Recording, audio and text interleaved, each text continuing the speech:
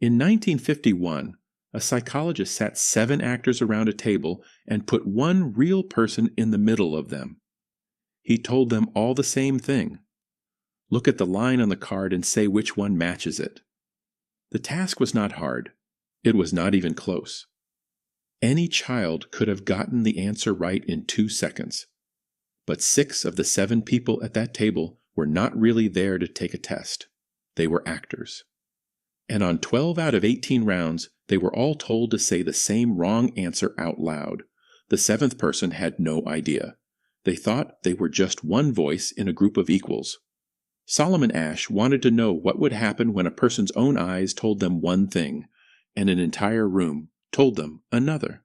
He assumed most people would trust their eyes. The line was obviously a certain length.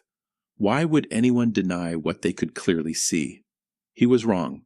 When the real participant heard 6 confident strangers say the wrong line out loud first, something in their certainty started to crack.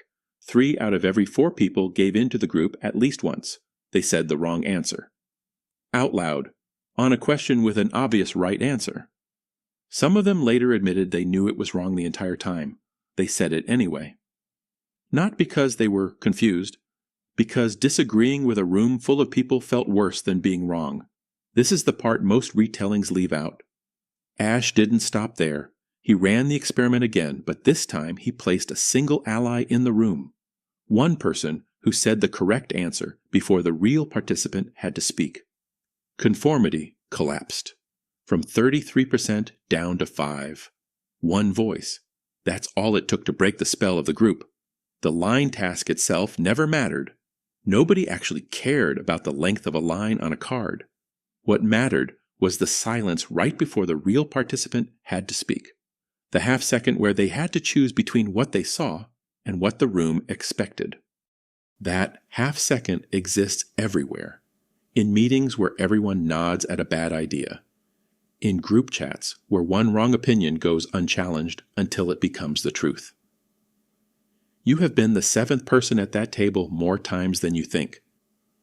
The real question is not whether you would conform. The data already answered that for most of us. The real question is whether you have ever been the one ally in the room who said the obvious thing out loud and changed what everyone else was willing to admit they saw. Think about the last time you stayed quiet because everyone else seemed sure. Tell me about it in the comments. If this kind of experiment fascinates you, subscribe, because the next one is even harder to look away from